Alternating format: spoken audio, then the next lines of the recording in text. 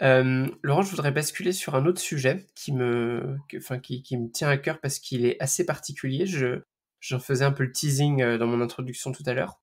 Je voulais parler recrutement et développement de profils à haut potentiel, qui je sais est un sujet qui, toi, te tient à cœur également.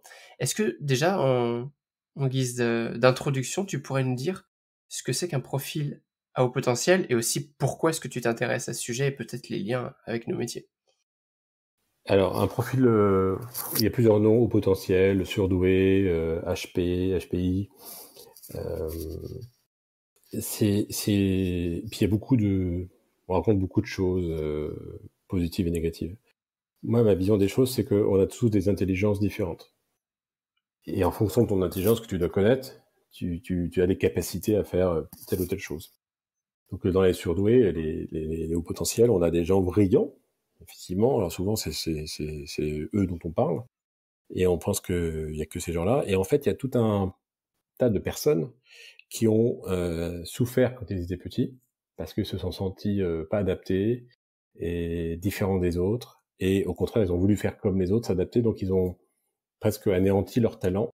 Il faut savoir que c'est une découverte assez récente dans l'échelle de la vie, parce que c'est dans les années, par exemple en France, c'est uniquement dans les années 70-80. C'est Rémi Chauvin qui avait écrit un livre sur les surdoués, et qui D'accord. parlait de ça, sur la difficulté d'intégration de certains enfants à l'école, et qui avaient un talent, mais qui souffraient à l'école et ne parvenaient pas à réussir. Et à un moment donné, l'enfant renonce parce qu'il se sent différent, il sent qu'il pose problème et qu'il préfère être finalement comme les autres, et puis il oublie ses talents, puis des fois il tombe, parfois pas, parfois oui, et parfois il tombe dans la difficulté. Et ce qui est intéressant aujourd'hui, et par rapport à nos métiers, c'est que donc ces enfants avaient besoin d'aide pour exprimer leur talent, et ils l'ont pas eu, et du coup, souvent, quand on était en échec dans les années 80, 90, même encore 2000, bah, soit en gros, t'es pas bon à l'école, donc tu vas faire un métier manuel. Alors soit tu allais comme plombier, peintre, électricien, le côté beaucoup très manuel et dans le physique, ou tu allais devenir serveur, coiffeur, cuisinier, et plutôt des métiers où tu étais plus, où ta sensibilité allait être un peu plus mise en avant, et correspondait à ces métiers-là. Et ce qui est intéressant en fait dans ce sujet-là, il y a deux sujets en fait aujourd'hui. Il y en a un pour les enfants qu'il faut détecter quand ils sont petits, et aujourd'hui on a des adultes, hein, des gens qui ont 30 ans, 40, 50, 60 ans, qui ont du mal parfois à se connaître, à comprendre qui ils sont, et qui comprennent pas cette différence par rapport aux autres. On pourra revenir un peu dans le détail sur les critères, et qui une fois parce qu'en fait la vie, il faut apprendre à se connaître dans tous les sens. Il faut ce qu'on appelle le développement personnel, c'est qui on est, quels sont ses atouts, ses faiblesses, et à partir du moment que tu sais qui tu es, comment tu réagis, comment tu, tu fais les choses, bah, mieux tu as confiance en toi, mieux tu as une vision, etc. Et donc ce sujet m'intéresse parce qu'en fait, quand on accompagne dans du coaching que je développe aujourd'hui, dans des managers, dans des talents, ben, le problème, la personne problème, ou la personne qui a des problèmes, ça devient un atout en fait. Et c'est ça que j'ai envie de parler aujourd'hui, c'est de montrer que toutes ces personnes, qu'on dit souvent atypiques, alors je vais donner deux trois trucs qui est un peu rigolo, mais des fois c'est des signes comme ça qui peuvent alerter les personnes. Ah bah toi tu ralentis jamais. Ah, tu te fais des soucis pour tout et n'importe quoi. Ah non, t'es trop sensible. Tu te fais un drame pour un rien. Ou bien, ou des fois, des fois on dit, mais tu la sors d'où cette idée là? T'as toujours des idées, t'es toujours en train de penser, tu t'arrêtes jamais. Bon, c'est pacing quoi. Et quand on accompagne ces personnes alors d'ailleurs, il faut d'abord passer des tests par rapport à ça. Mais en coaching, quand on accompagne ces gens-là, en fait, c'est un peu donner l'impression qu'on allume une étincelle, qu'on allume une fusée, un feu d'artifice, quoi. Et ça, c'est génial quand on aide les gens à se découvrir par eux-mêmes, à trouver leur talent, leur chemin de vie. Et ça, c'est une belle chose. Ouais, c'est passionnant en tout cas et comment donc c'est très intéressant les exemples que tu donnes pour un petit peu détecter.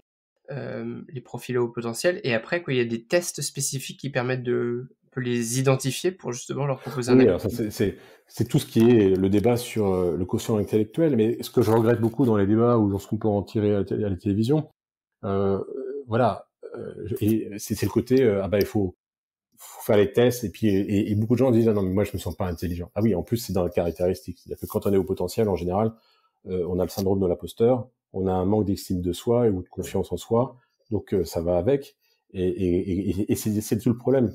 C'est-à-dire que beaucoup de gens ne vont pas passer les tests parce qu'ils ont, soit ça leur fait peur, soit ils se disent mais non, mais je suis pas, moi je me sens pas hyper intelligent, je suis pas plus, pas, et le sujet encore une fois n'est pas de se dire qu'on est supérieur aux autres. Les hauts potentiels sont différents, ils ont quelque chose à apporter de différent.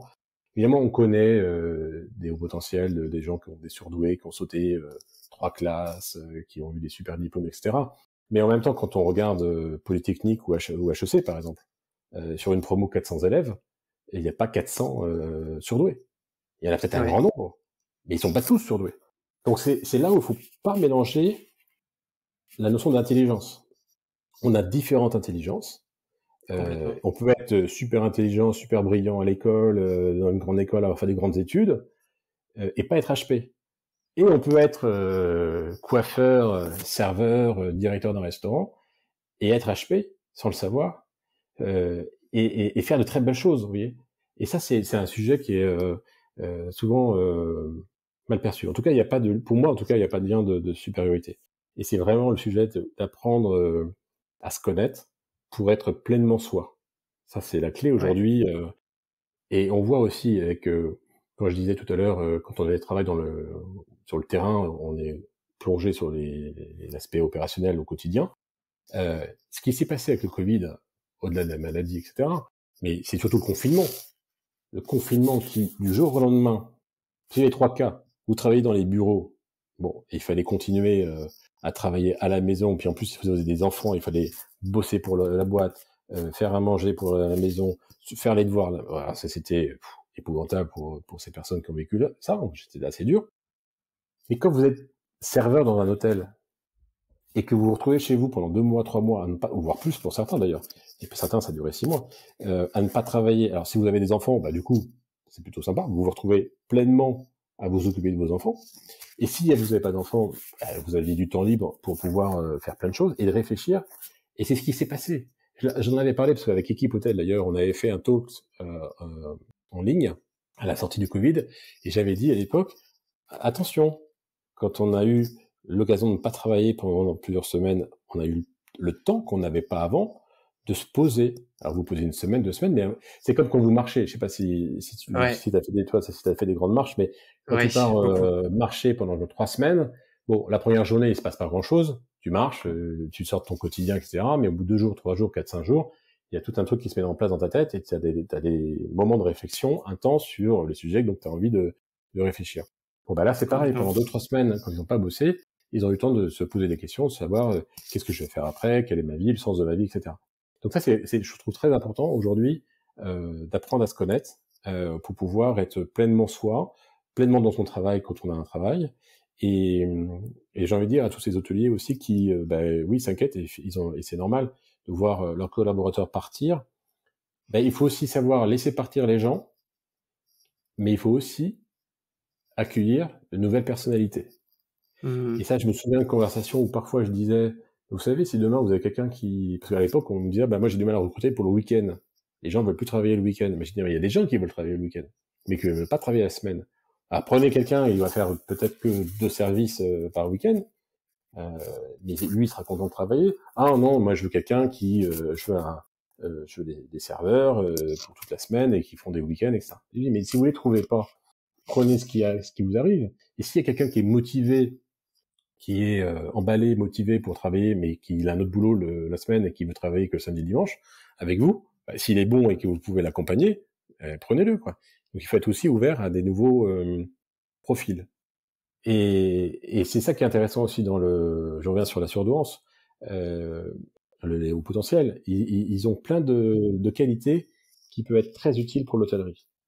Et ça, c'est assez important. En général, déjà, c'est des gens qui sont hypersensibles. Alors Ouais, hypersensible, ça veut dire beaucoup de choses. C'est une sensibilité à fleur de peau, mais hypersensible, c'est les sens, donc ils entendent mieux, ils voient mieux. On dit même que, d'un point de vue scientifique, ils auraient une vision à l'arrière plus importante que les autres. Alors, quand on travaille dans d'accord. l'hôtellerie de luxe, moi, ça me fait sourire parce que c'est une super valeur. Parce que quand on est dans un couloir, on regarde devant, on regarde sur les côtés, on regarde derrière en même temps. Donc, plus on voit, mieux c'est. On ressent beaucoup de choses. Donc ça, c'est des choses, l'hypersensibilité qui va être plutôt une bonne chose. L'hypersensibilité va avec l'empathie dont on parlait tout à l'heure, compréhension des Absolument. émotions des autres. Mais au-delà de la compréhension, c'est qu'ils ressentent les émotions des autres. Et ça, c'est super utile. Parfois, c'est difficile parce que si la personne est triste, on va sentir toute la tristesse de la personne qui est en face de soi, mais on va aussi la comprendre. Donc ça, c'est des grandes qualités. Le perfectionnisme. Donc là, Ouais. on est plus vraiment dans l'intelligence. Vous voyez, c'est pour ça que je parle de tout ça parce que il faut que tout le monde comprenne que la nuance, c'est pas qu'une question d'intelligence, c'est aussi une question de comportement, d'attitude. Alors, évidemment, tout ce que je dis, vous dire, bah moi, je suis hypersensible, mais je sais pas. Oui, mais quand vous commencez à cumuler tous les critères, là, il faut se poser il faut aller se C'est poser pas des parce questions. que je suis juste perfectionniste que je suis au potentiel. Par contre, si en Voilà, effet je commence à répondre à tous les critères que tu viens de citer, là, il faut peut-être se poser les bonnes questions. voilà. Ouais, Et perfectionnisme, évidemment, c'est la volonté de faire les choses de façon parfaite. Et c'est une grande exigence envers soi et envers les autres. Et ça, c'est l'une des caractéristiques. Un autre truc qui est très intéressant aussi, c'est la pensée en arborescence. Alors, en même temps, je sais que ça fait peur en management, parce que quand on voit quelqu'un en face de soi qui pense en arborescence, donc on est en train de parler du petit déjeuner et de la viennoiserie qu'on va mettre au petit déjeuner, et là, il est en train de rebondir sur le repas du soir, et puis sur le week-end de Pâques, et on va aussi ouais, penser à la bûche de Noël, et puis aussi qu'il faut changer les fauteuils du restaurant, et qu'on pourrait aussi, à qui peut-être on a vu ça, et que je voudrais mettre ça en place. Là, le manager il dit, mais attends, je comprends pas ce que tu dis. ça va trop vite. Ça va trop vite, mais pour la personne, c'est pleinement logique. Et en plus, il pense à plein de choses alors, il risque de perdre l'idée de départ, mais en tout cas, une pensée crée une autre pensée. Alors ça c'est aussi génial pour la créativité. C'est une curiosité intellectuelle. Mais alors en même temps, c'est ça qui est compliqué aussi à manager dans les équipes, parce que dès qu'il s'ennuie, il s'ennuie quoi. Dès que ça l'intéresse plus, il faut l'alimenter. Et c'est là l'intelligence, c'est que l'intelligence, il faut la nourrir. Donc il faut trouver des choses. Et puis aussi dans cette période qu'on vient de vivre, ce sont souvent des gens qui ont une grande résilience, c'est-à-dire une Mmh, capacité à rebondir même après des moments difficiles. Et donc il y a, bah ok, alors, il y a plus de clients, il y a plus ceci, ok, bon, on va faire en sorte. Je suis pas paumé, je suis pas perdu. On va rebondir, on va faire un truc. Donc c'est des gens qui sont hyper actifs. Souvent des fois d'ailleurs c'est des personnes qui font le job pour deux personnes. Et puis c'est aussi des gens qui ont une pensée intuitive. Ils pensent les choses avant même qu'elles d'accord. arrivent parfois. Donc ça va avec l'empathie, avec l'hypersensibilité. Mais ils comprennent beaucoup de situations de façon immédiate. Il n'y a pas besoin d'expliquer pendant 5 minutes le truc. Ok, je comprends. Et en plus, j'ai envie de vous apporter la réponse rapidement parce que j'ai compris. Et alors que parfois le manager va dire non, tu vas m'écouter, j'ai besoin de t'expliquer les choses. Alors oui, toi, en tant que manager, tu as besoin d'être sûr, d'être rassuré, et tu penses qu'en parlant en 5 minutes avec ton collaborateur qui est HP, il va le comprendre. Maintenant, en fait, en 30 secondes, il a compris. T'as pas besoin d'expliquer.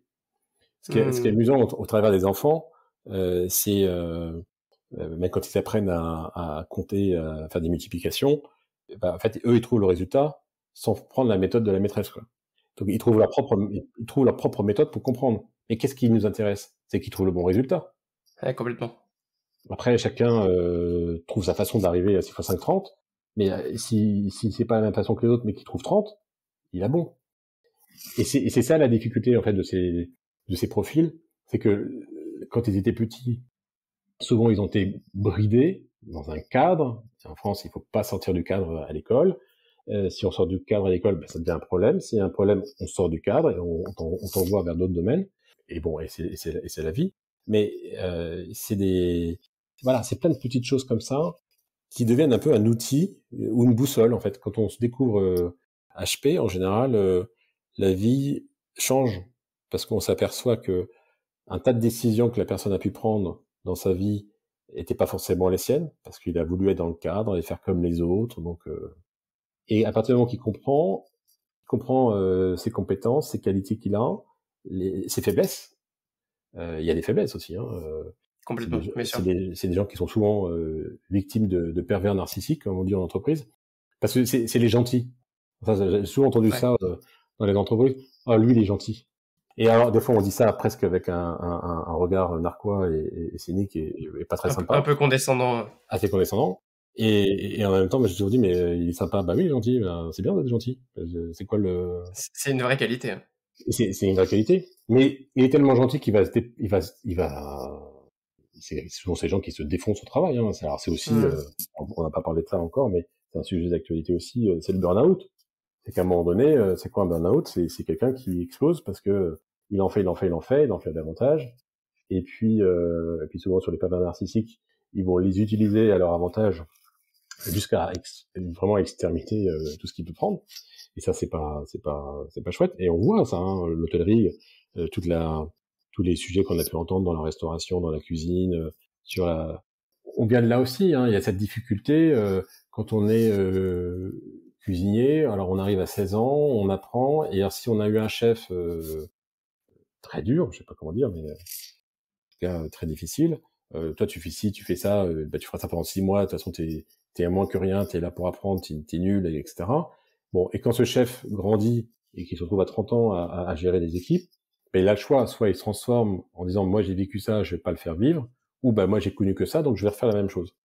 Maintenant, ça change. Mais il y a encore des histoires qui sortent de temps en temps dans les cuisines. Mais les années 80-90 jusqu'à 2000, ça a été assez compliqué dans certains secteurs de l'hôtellerie.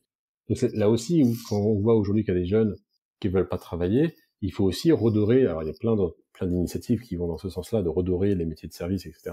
Moi, j'essaye à chaque fois d'apporter ma petite pierre dans ces sujets-là. Mais c'est vrai que le management des années passées était pas forcément le plus adéquat. Et donc pour ces gens-là, ça a été parfois une vraie difficulté, une vraie difficulté. Et quand on les accompagne et qu'on les aide, ils revivent quoi. Et ils mettent pleinement leur talent au service de l'entreprise. Ça c'est vraiment chouette. Et donc voilà. Et je trouve qu'on n'en parle pas du tout dans l'hôtellerie. Alors maintenant il y a des films, des feuilletons, HPI, machin. Donc c'est un sujet qu'on voit de plus en plus. Il y a de plus en plus de bouquins.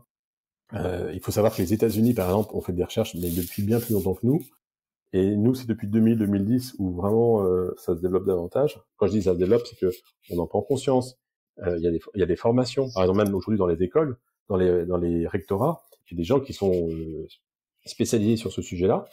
Parce que voilà, on parle, et je ne parlerai que de ça parce que c'est des sujets que je connais, mais quand on dit différence intelligence, on peut parler aussi des Asperger, on peut parler aussi d'autisme, on peut parler aussi des troubles d'attention, TDAH, il y a plein de choses. Et moi, je trouve que la diversité, c'est la richesse des entreprises. Et Absolument. il faut réussir à composer. Et donc, il faut... Et des fois, on me dit, mais ça concerne combien de pourcentage? Après les chiffres, c'est un peu plus de 2%. Mais ça veut rien dire, parce que 2%, ça veut dire qu'il faut déjà avoir eu la démarche de dire, bah, je vais me faire passer un test pour savoir si je le suis ou pas. Et puis après, c'est aussi compliqué les tests, parce que c'est soit vous avez un profil, sans rentrer dans trop les détails, mais homogène, donc vous avez des bonnes notes, on va dire, à tous les niveaux, et donc du coup, il n'y a pas photo, vous l'êtes. Soit vous êtes hétérogène, c'est-à-dire que vous avez des très bonnes notes d'un côté, mais pas d'autres dans certains côtés. Et souvent, ça tombe aussi dans une caractéristique qui est proche des HP. Donc il y a différents critères. Et puis, comment dire? Donc 2%, mais moi j'ai envie de dire que c'est beaucoup plus parce que quand vous êtes en couple avec un HP ou une HP, quand vous travaillez avec des HP, bah, ça vous concerne aussi parce que quand vous allez mieux comprendre l'autre, bah, vous allez pouvoir mieux travailler avec cette personne. Et oui. Et ça, c'est un sujet important. On sent vraiment que c'est un sujet qui te passionne et c'est très intéressant parce que comme tu dis, c'est vrai qu'on en parle assez peu. En tout cas, moi, avec l'hôtellerie, restauration, je n'avais jamais entendu parler, donc vraiment merci d'apporter toutes ces précisions là-dessus. Je passe un petit peu du coq à l'âne. On va faire une ouverture sur ta vie et ton passé, mais avant ça, j'aimerais faire un bref moment un petit peu promo. Tu sais que le podcast, donc beaucoup de notre audience sur Hospitality Insiders l'écoute sur Apple Podcast ou sur Spotify. Et j'aimerais beaucoup qu'on propose à ceux qui souhaiteraient laisser une note et un commentaire avec une note un petit peu spéciale, qu'on leur offre quelque chose spécialement signé Laurent Delporte. Qu'est-ce que tu proposes? J'aime bien, j'ai lancé depuis quelques années des ateliers conseils. Alors, en général, ça dure 1 heure ou plus à la demande. Je pourrais offrir un quart d'heure, une question, une réponse, un échange, voilà, pour une session par rapport à ça. Génial. Qu'est-ce qu'ils mettent comme mots-clés alors dans le commentaire pour être sûr que ce soit lié à ça?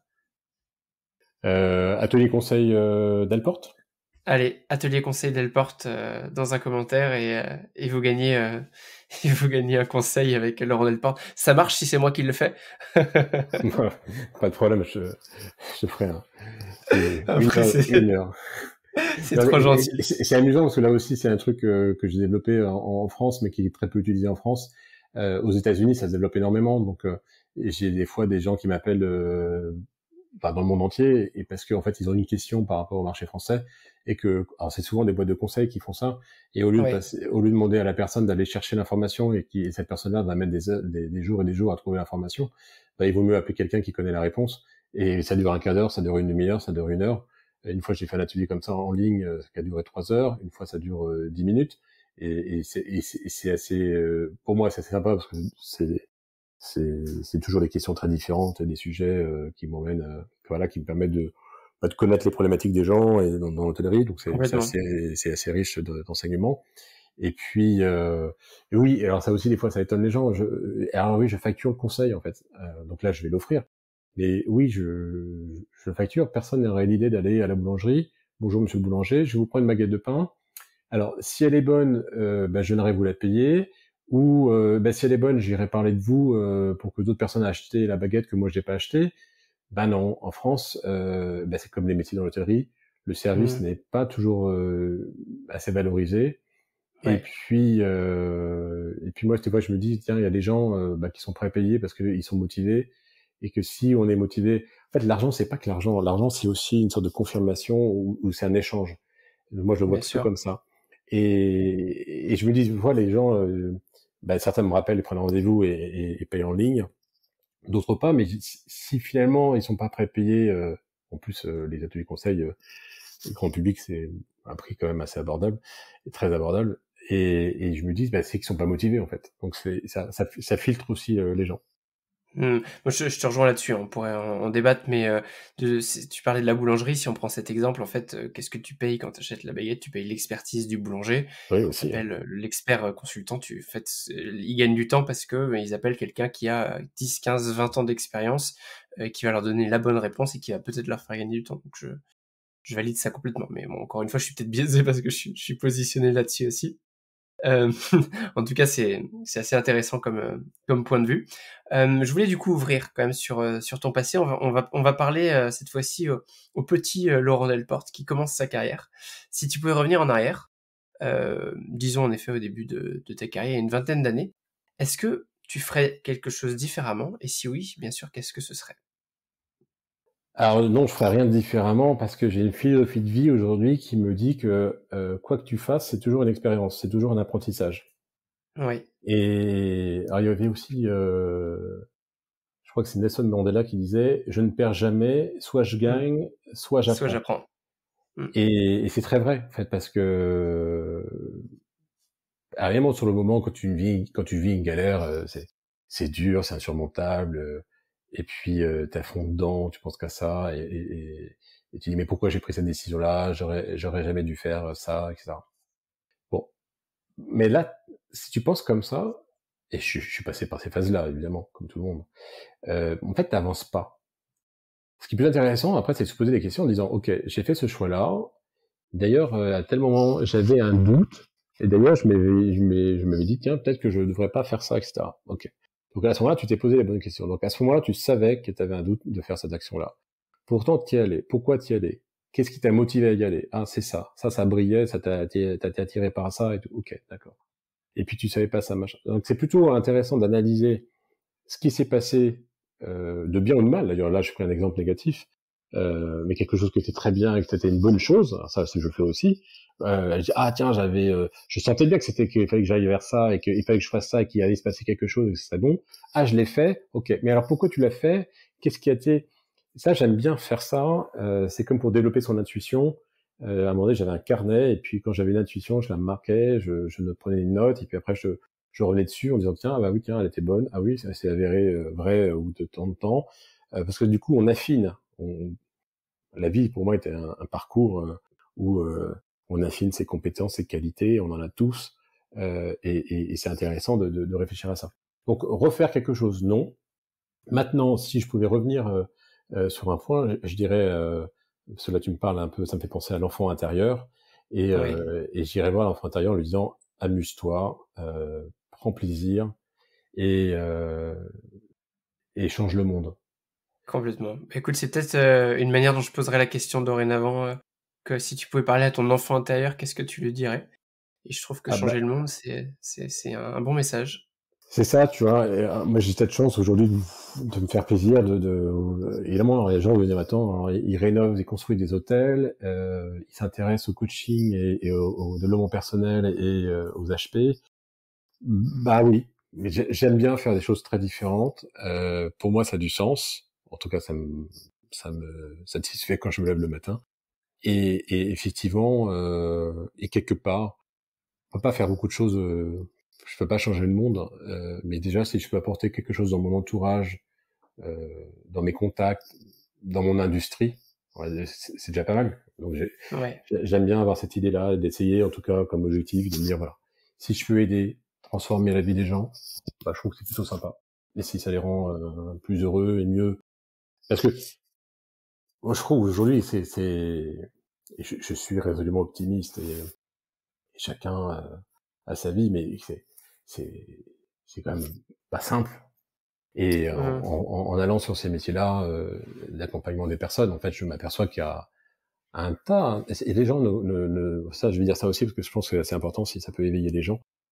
On a tous nos histoires, et forcément, ça commence en général par les familles, et, et ça bloque. C'est ce qu'on appelle les blessures d'abandon, les blessures de rejet, d'injustice, etc., etc.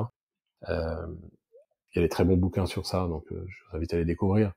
Mais c'est effarant comment les hommes et les femmes se construisent par rapport à leur vie d'enfance, évidemment, par rapport à leurs blessures, et que parfois certaines blessures bloquent le développement de capacités des gens, des talents. Et quand on peut aller là-dessus et aider les gens, et qu'ils repartent en disant, mais ah ouais, ça s'est passé comme ça, mais en fait, mais ça c'est pas moi. Ben non, c'est pas toi, c'est l'enfant qui est devenu comme ça par rapport à ce que tu as vécu, mais c'est pas de ta faute, t'es pas responsable, donc sors de responsabilité. J'ai envie de dire, pardonne cette situation pour sortir de cette situation, faire en sorte que cette situation qui te pose problème depuis toujours dans ta vie euh, s'échappe de toi. Parce qu'en fait, en général, souvent, je dis aussi aux gens, si les gens sont pas contents dans une boîte, ah ben, je vais quitter la boîte, je vais changer le manager. Ah ben, de toute façon, le manager, il est, bon, je vais pas dire de gros mots, mais voilà, il est pas bien, il est pas ceci. Puis il refait une autre boîte. Puis paf, ils revivent la même chose. Ah, et je vais encore changer, c'est vraiment, je suis mal tombé, etc. À un moment donné, il faut arrêter de juger les gens. Il faut à un moment mmh, donné de comprendre qu'est-ce qui fait qu'à chaque fois, depuis 3 fois, parce que des fois c'est, à un moment quand je les écoute, c'est tellement évident. Je leur dis, mais vous savez que c'est la même chose, c'est la même histoire. Donc à un moment ouais. donné, qu'est-ce qui fait que vous avez L'histoire sans fin. l'histoire sans fin? Mais c'est à la fois triste, mais je pense que c'est le fonctionnement de la vie. C'est qu'à un moment donné, il faut arriver à comprendre ça. Et quand on va creuser, parfois dans l'enfance, c'est très dur. Il y a vraiment des gens qui ont vécu des histoires très difficiles avec leurs parents ou dans leur enfance, et ça les brise aussi parfois. Mmh, Et qui se disent, de toute façon, moi, je pourrais jamais avoir ça. Mais non, t'as vécu ça, c'était douloureux, il faut t'aider à t'en sortir, et tu vas voir après, la vie, tout est permis de faire ça. Et on voit des exemples de gens, d'ailleurs, dans l'hôtellerie, et c'est ça qui est fabuleux dans l'hôtellerie. Il y a des gens euh, qui disaient qu'ils viennent de la rue et qui aujourd'hui dirigent des hôtels, etc. Donc tout est permis en fait. La vie nous permet tout. Il faut juste que dans la personne, on ait cette flamme qui s'allume, cette lumière, et qui va nous guider pour aller, même si la personne a vécu les pires expériences par le passé, c'est pas une fatalité, quoi. Elle va pas mourir dans 50 ans avec tout le temps des galères. C'est ouais, pas normal. complètement. Après, c'est pas simple, hein, mais il y a toujours du travail à faire. Mais c'est un sujet passionnant, en tout cas. Ouais, c'est un très, très beau message. Hem, à l'image de un petit peu tout ce que tu viens de nous dire ou sur un autre sujet peut-être, est-ce que tu as une recommandation de lecture? Alors, ouais, un peu sur ces parcours-là. Là, j'avais lu, ça remonte à quelques années, L'Alchimiste de Oui, Paolo Paulo Coelho. Coelho. Et je trouve ça assez intéressant qu'on. C'est un livre où vous voyagez, où vous avez, comment dire, c'est un voyage initiatique en fait. Hein. C'est Oh, complètement. un jeune berger C'est un de mes qui. livres préférés, moi, d'ailleurs, c'est amusant. Ah bah tu peux en parler comme moi. Tu fais des rencontres improbables, tu construis ta vie, ton chemin. C'est qu'est-ce que tu vas laisser sur la terre quand tu repartiras. Qu'est-ce que tu peux transformer et en fait, dans son livre, quand tu lis ce livre-là, tout le monde peut le lire et tout le monde aura une vision différente parce que ça va parler à soi, parler à ses propres expériences, à son chemin de vie. Et moi, la conclusion que j'en avais tirée, c'est qu'il fallait écouter son cœur. Et Mm, ça, c'est difficile parce que on a du mal à le comprendre entre écouter son cœur et laisser tomber son mental ou son ego. Il faut vraiment arriver à et ça quand on est en France comme ailleurs, hein, c'est pas que la France, mais le poids, la hiérarchie, le poids de l'histoire, le poids de l'éducation, le poids de l'école, on est quand même très très conditionné à penser comme ci, à être comme ça. Et puis alors s'il faut avoir ça, puis si t'as pas ça, tu culpabilises. Enfin bon. Et ben non, écoute ton cœur. Ça me fait ouais. penser à parce qu'une blague, mais un publicitaire qui avait dit si à 40 ans t'as pas ta Rolex, t'as raté ta vie. Ben, ok, ben, ça c'est pour lui, mais si toi à 40 ans t'as pas de Rolex, mais t'es hyper content de ce que t'as fait, c'est génial en fait. Et personne n'a à juger de ce que tu fais. Et ça aussi, si on arrêtait de juger les gens en entreprise, bon, ça c'est un vœu pieux, mais d'essayer de comprendre l'autre et pas de le juger. Chacun a son expérience, donc ouais, il est pas sympa, ok, c'est clair, il est pas sympa, il fait pas bon. Et derrière ça, moi je vois des gens avec une grande blessure, donc comment les aider pour qu'ils aillent mieux. Et ça Mm, c'est notre regard, tu vois. Mais bien sûr. quand on est un manager et notamment dans l'hôtellerie, bah, ça c'est quand même sujet important parce qu'il faut faire face à ça. Et parce que quand tu es manager, tu dois créer l'harmonie dans ton équipe. Et ça c'est aussi c'est le boulot du manager et qu'on n'apprend pas d'ailleurs à l'école, y compris dans les grandes écoles. Maintenant il paraît que c'est un peu plus, mais quand moi j'étais à l'école, j'ai fait voilà, j'étais à HEC, on nous a pas appris à manager des équipes, tu vois. Et encore, j'avais eu de la chance, j'avais eu un petit module sur les personnalités des gens, mais bon, c'était 2 jours sur une année de cours. Et ça, après, oui, la vie t'apprend les choses, mais des fois, t'as envie de dire, bon sang, si on en avait, même au lycée, hein, d'ailleurs, ça serait d'ailleurs au lycée qu'il faudrait faire ça, même au collège, si on avait des notions de psychologie pour comprendre les tempéraments des uns et des autres, pour mieux comprendre les uns et les autres et pour mieux être avec les uns et les autres et travailler avec eux, ça serait une grande richesse. Hein. Ouais, c'est certain. Le monde irait mieux. Je suis d'accord avec toi, ouais, complètement. Et enfin, on pourrait partir sur des débats entiers sur chacune de tes phrases, mais je vais essayer de, de rassembler et de rester Oui. aligné avec, avec notre podcast. Euh, pour peut-être continuer cette conversation, ou en tout cas recommander quelqu'un qui sera un prochain invité d'Hospitality Insiders, qu'est-ce que tu aimerais voir, ou plutôt entendre, sur le podcast Hospitality Insiders après toi? Je sais pas si c'est être original, mais c'est pas le but. J'ai regardé tous les gens qui ont transformé l'hôtellerie. Alors, c'est quelqu'un que j'ai connu très peu parce que à l'époque, il était actionnaire de groupe Accor. Et quand je suis parti, un an ou deux après, il est passé PDG. C'est Sébastien Bazin.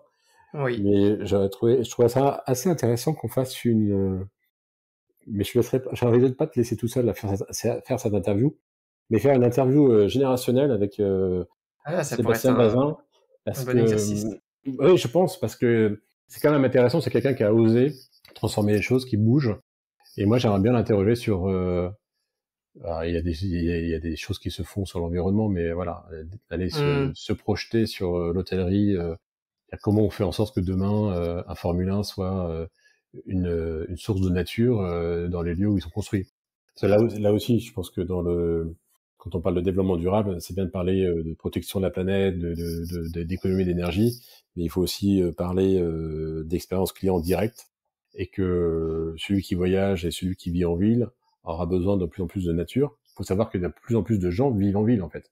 Alors oui, avec le Covid, on dit qu'il y en a plein qui partent ok, mais quand on a une vision dans le monde, enfin, quand on voit le projet en Arabie Saoudite de The Wall, cet immense mur de je sais plus combien de 200 kilomètres, où les gens, enfin, c'est le projet, vivraient dans une sorte de tour en forme de mur sur des milliers de kilomètres. Alors d'un côté, ils verraient une vue sur le désert et l'autre, et puis au milieu, il y aurait la vie. Bon, Ouais. est-ce que c'est ça qu'on veut pour demain, pour nos enfants? Quand on voit, bon, de toute façon aujourd'hui c'est fait, Shanghai ou les grandes villes chinoises où parfois il faut mettre 1 heure et demie, 2 heures pour voir la nature. Bon, Paris, ok, il y a des embouteillages, mais si on fait une demi-heure, on quitte la nuit, enfin, en journée Paris, en 1 heure, dès qu'on sort de la Défense, on voit des champs, on voit la nature, on voit la forêt.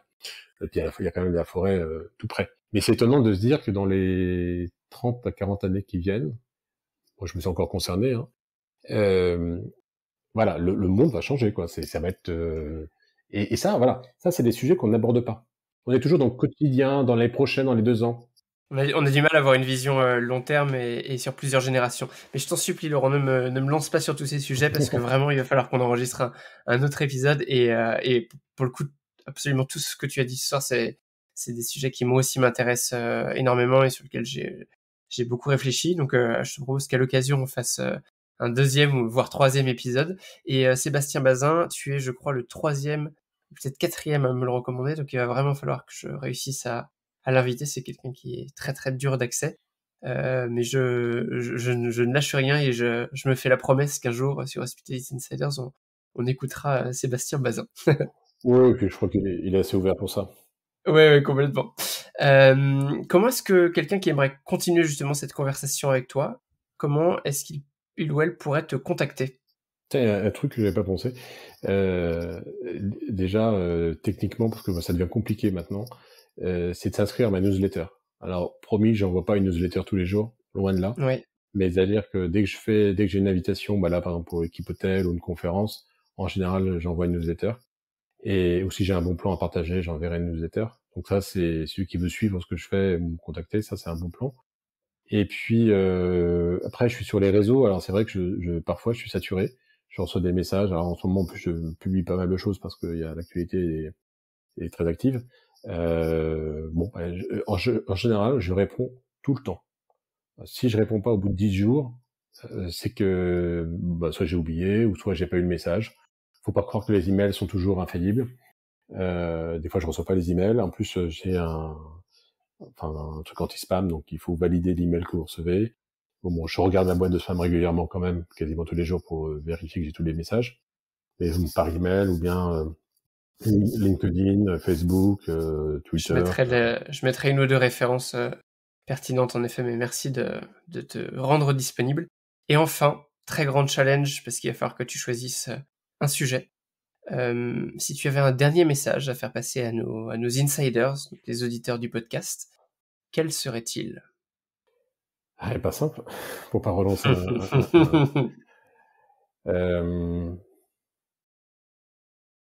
non, je reviendrai vraiment sur cette période, et puis c'est vraiment le sujet qui me plaît aussi, c'est vraiment penser à ce qui va se passer dans 10 ans, 15 ans, 20 ans. Parce que ce qui se passe dans 10 ans, 15 ans, 20 ans, c'est maintenant qu'il faut le préparer.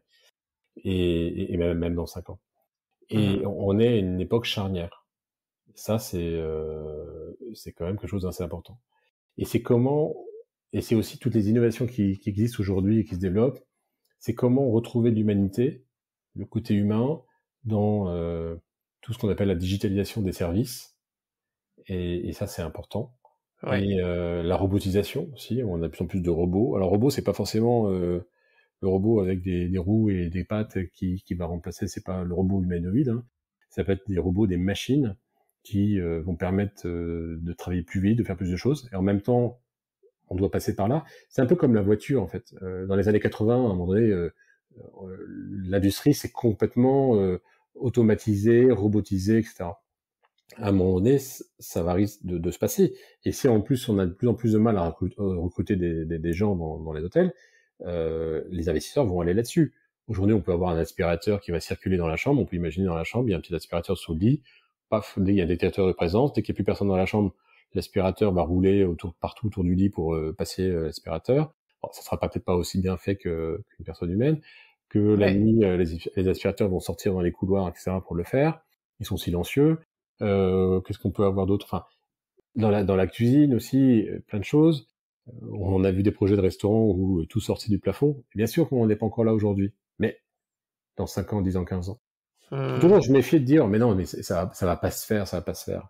Et moi, je me souviens, j'avais plus à peine 20 ans, moins de 20 ans, c'est sûr, en 94, et on parlait comme ça avec un copain. Il me dit, ah, tu sais, il y a un truc qui va arriver. En plus, moi, à l'époque, j'étais très actif dans la vie associative. Donc, j'envoyais des courriers, j'envoyais des brochures. Il me dit, ouais, il y a un truc qui va arriver, ça va être génial. Tu vois, la brochure, elle sera dans... Et on parlait comme ça. On ne savait pas ce que c'était. C'était 2 ans, 3, 4 ans avant Internet. C'était en ouais. 2004. Pardon, en 94. 94.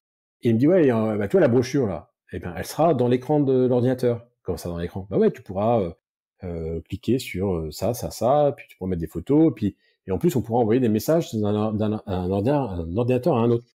Et plus besoin d'envoyer un courrier avec une... Parce que moi, je passe 2 heures à envoyer 200 lettres, à mettre le timbre, parce qu'à l'époque, on écrivait encore... on a commencé à voir les étiquettes après qu'on pouvait coller sur les enveloppes. Mais donc, à cette époque-là, on n'imaginait pas tout ce qui allait se passer aujourd'hui. On n'imaginait Bien pas sûr. qu'Internet allait changer. Moi, je me souviens aussi, ça me fait sourire, en 2004, quand je suis arrivé chez Accor, il y avait France Télécom qui avait lancé un téléphone avec une vidéo. Donc, et à un moment donné, j'avais même fait un projet pour dire, tiens, est-ce que si on mettait ça dans les chambres, comme ça, quand j'appelle le room service, je pourrais voir la personne qui va me servir, je pourrais voir les plats, et ça serait une dynamique. Bon. Et finalement, ce truc-là, je sais plus comment ça s'appelait, ce téléphone-là, n'a pas fonctionné, ça s'est pas développé. Et puis maintenant, bah, on y est, les tablettes, les visioconférences, etc. Et ça, c'est toujours intéressant. Je redonne un autre exemple aussi sur les innovations qu'on possède, qui ne marchent pas, et qui tout d'un coup explosent. 2001, on avait les SMS. On avait un téléphone, on avait des Ouais. SMS. Et en France, personne n'utilisait les SMS. Et je me souviens parce que j'étais en Asie à cette époque-là, en 2002, et je vois un de mes copains là qui est en train de texter là. Je dis mais tu fais quoi là? Bah, j'envoie des messages à mes équipes, tu vois, c'est beaucoup plus pratique, ça m'évite de les appeler. Je vérifie quelque chose, j'envoie une question et j'ai une réponse et tout. Ah ouais, je dirais c'est pas mal. Et c'est au retour, et donc c'était au moment du Nouvel An, du 31 décembre 2002 à 2003. Je crois que c'est là où ça commençait à exploser les SMS. Donc il y a plusieurs comme ça, des fois des innovations qui existent. On se dit, oh ben non, ça marche pas, etc. Puis d'un coup, il fonctionne, on sait pas vraiment pourquoi, ça prend de l'ampleur. Donc ça, je pense, c'est un point clé. Et c'est pas simple parce qu'aujourd'hui, quand vous êtes parent et vous devez accompagner votre enfant dans le monde de l'hôtellerie, ben, comment va être le monde de l'hôtellerie dans 10, 20 ans? Ben, ça, il faut y penser, il faut réfléchir. Quand on fait les choix des écoles, ça, c'est une question. Est-ce que c'est un métier d'avenir ou pas? Ça, c'est une question pour des parents. Quand on est manager, eh ben, il faut penser à ça aussi. Quand on est investisseur, ben, encore plus. Quand on est directeur d'hôtel, il faut se poser des questions. Et je trouve souvent ces gens, toutes ces personnes-là que j'ai cités, sont souvent seuls devant ces questions-là. Et moi, j'aime bien les accompagner. Donc, ça peut être ça, un atelier conseil ou un atelier coaching. Juste répondre à des questions et barrer cette solitude. Parce que c'est des questions qu'il faut se poser quand même sérieusement. Et surtout que là, le monde change. En fait, le monde a toujours changé. Si on revient à la préhistoire aujourd'hui, ça a changé. Mais c'est la rapidité du changement qui va de plus en plus vite. Ouais. Laurent, Et ça, c'est important. je m'interdis de répondre à tous les points, sinon ce serait pas un mot de la fin. En tout cas, je te remercie d'être venu faire un tour sur Hospitality Insiders, de nous avoir partagé tous ces conseils, toute ton expérience.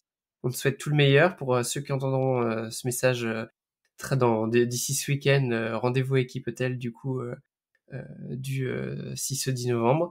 Et à très bientôt. Avec plaisir. Et c'est moi qui te remercie aussi, toute ma gratitude. Et c'est intéressant aussi d'avoir on n'est pas la même génération, on est complémentaires.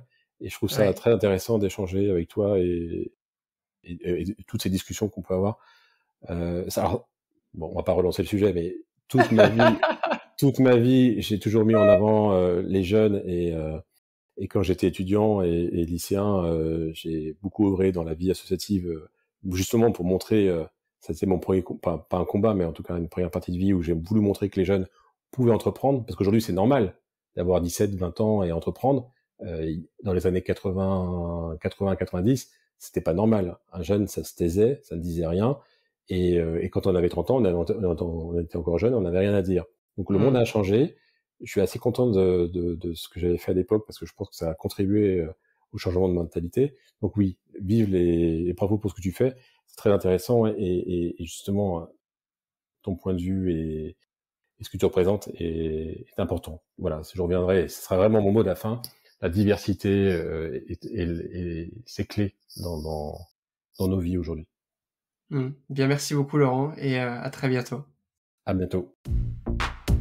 Mes chers insiders, merci d'avoir écouté cet épisode jusqu'au bout. Si vous êtes encore là, c'est que vous avez certainement aimé le contenu. Si c'est le cas, n'hésitez pas à laisser 5 étoiles et un commentaire sur Apple Podcast. C'est mon TripAdvisor à moi. Depuis peu, vous pouvez également laisser une note sur Spotify. Et surtout, pour ne rien rater de mes actualités, abonnez-vous à la newsletter sur hospitalityinsiders.net. Je m'appelle Maxime Blo et je vous dis à bientôt.